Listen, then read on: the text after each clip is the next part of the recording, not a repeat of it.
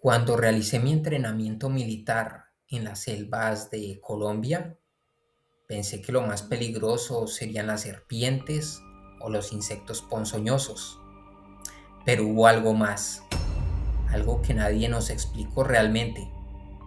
Algunas noches, pasadas las 12, desde un cerro que pertenecía al batallón en el cual me encontraba, se escuchaban llantos de niños. Y lo más extraño es que en ese lugar no vivía nadie. Esto me ocurrió en el año 2016.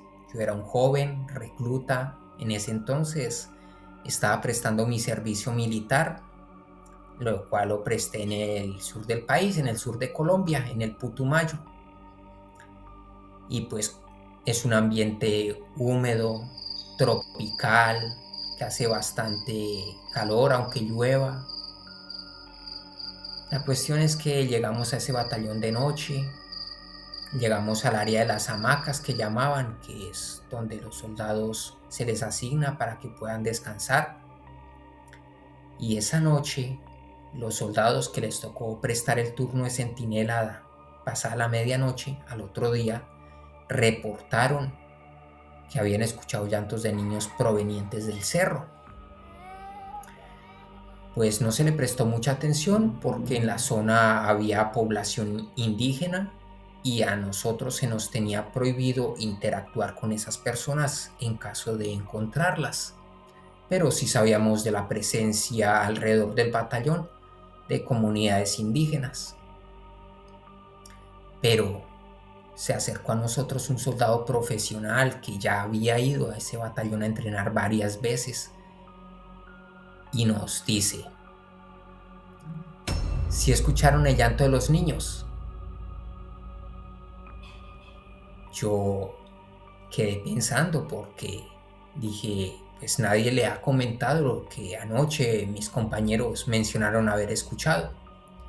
Uno de mis compañeros le dice a él: mi dragoneante, sí, yo escuché eso anoche. Y él sonríe y nos dice: acostúmbrese, así es aquí. Ese cerro nosotros lo llamamos el Cerro del Niño. Pues me generó curiosidad y le pregunté el por qué. Y él dice que desde que él va a ese batallón, escuchan llantos de niño allá, pero no saben si son espíritus o si quizá algunos niños indígenas en el pasado hayan fallecido en aquel lugar. Lo único que se sabe es de que todos los soldados reportan lo mismo.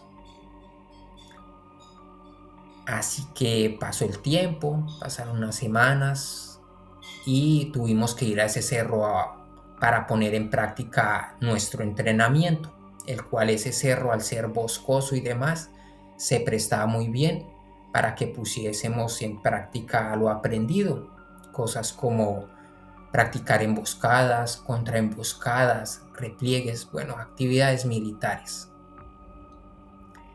Recorrimos varias veces ese cerro y nunca vimos rastro de que mujeres o personas viviesen ahí con niños pequeños, nada. Tratamos de dar una explicación lógica, por ejemplo, que algún animal al hacer algún ruido, el sonido a la distancia suene como un niño llorando. Pensamos en quizás tipo loros, guacamayos que imiten las voces humanas y de pronto imiten el llanto de los niños, pero pues nada de esto. Pensé que de pronto el eco, quizá de a la distancia alguna comunidad indígena con niños, pero no le encontramos la razón. Y esta es una de las historias paranormales, por así decirlo, porque siempre me tomo todo con pinzas, siempre trato de darle una explicación más lógica y contundente a las cosas. Pero son de las historias, eh, entre comillas, paranormales que viví y a las cuales aún no les he encontrado alguna explicación lógica.